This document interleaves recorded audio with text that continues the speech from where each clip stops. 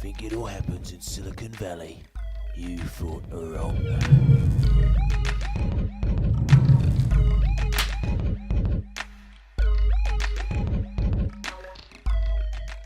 Yeah, Nicholas Roope, and I am creative director and founder of Oak, which is an agency. It's a kind of creative agency based in the Old Street area. I think whilst we're creative agency, we're not, we're more closely aligned to, more sort of, pure play internet stuff. So we work a lot with, startups and as well as the kind of corporate clients. But we don't pretend we're an ad agency who belongs to advertising. We're a bit of a sort of standalone thing. I think we're most excited about the sort of, what's happening in the depths of the internet, not what the campaign magazines talking about. So I think that puts us more on Wired's radar than somebody else's. So it seems like natural for us. There is some collaboration, but I don't think that's the main sort of factor really. I think it's just it's the vibe is actually is the most the most important thing. We work with 2 or 3 companies locally, but it's not really because they're here.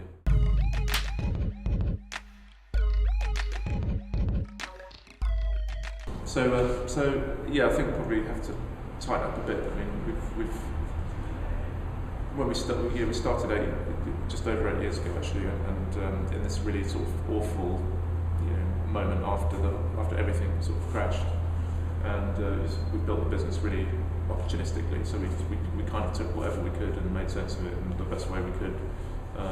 So it's being very broad has played to our advantage, and it's also played to our interest as well, because we like lots of different types of problems, and some people sell themselves as being very specialist, and we're quite the opposite, which is actually what we're dealing with. What we're offering is obviously a lot of kind of know-how, but this sort of lateral creativity that is good at fixing all sorts of problems. And actually applying learnings from over here to something else that actually tends to work really well for us. So that's part of why we've kind of kept things deliberately vague.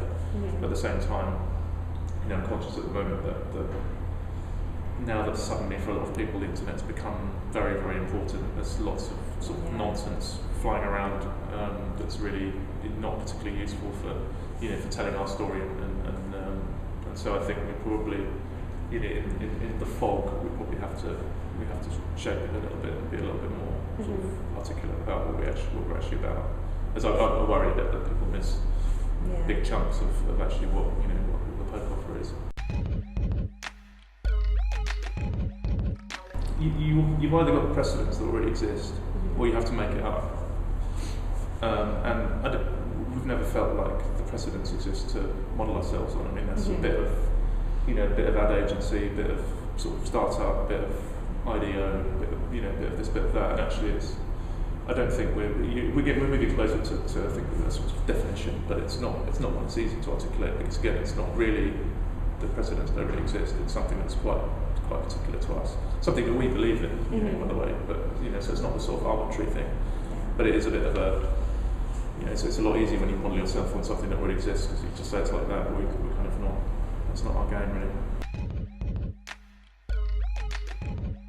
Yeah, I mean, it's very much like any other agency. It's a kind of time and materials model, really. I mean, we have some little kind of product and that sort of, various little ventures on the side, but it's nothing significant. I mean, it's a traditional agency model where we charging for time and attention, really. So nothing new or innovative in that area, really. But yeah.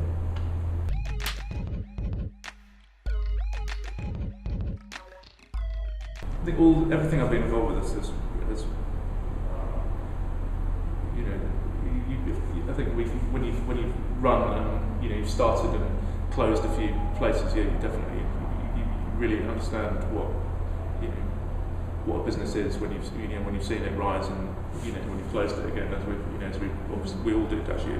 All the Poke founders kind of went through that cycle of nothing, 300 people, international offices, cut it dead, fire everybody, including yourself, in the space of a couple of 2-3 years, and that in that sort of incredibly sort of accelerated situation, you obviously learn a lot. And I think actually seeing the dark side, seeing the downside, really gives you a lot of respect for what for the measures you need to take to contribute, to really sort of build a brand on one hand, but also run a business. Not really. I mean, well, it depends a bit. It could go anywhere. I think that's the word I use is just some what I would like to see is some closure of some description at some time, but that could be anything. Really, that could be. I don't know. I mean, it could be a number of different things. I think when you build something up and it's come to an abrupt end and it hasn't gone anywhere, it's just not a very nice feeling. You want to kind of get it to a stage where either you can go and just jump off and let it run, or you want to bring somebody else in, or partner up with somebody, or do something, or just let it put it. I don't really know, but I think at some point it has to. Go for a walk. Don't do that kind of work 14 hours and then spend the last 3 hours of the day angry in a pub, sort of, and then wake up again and do it all over again. Trying to find half an hour to walk around, look at the sky. Yeah. Think it all happens in Silicon Valley. You thought wrong.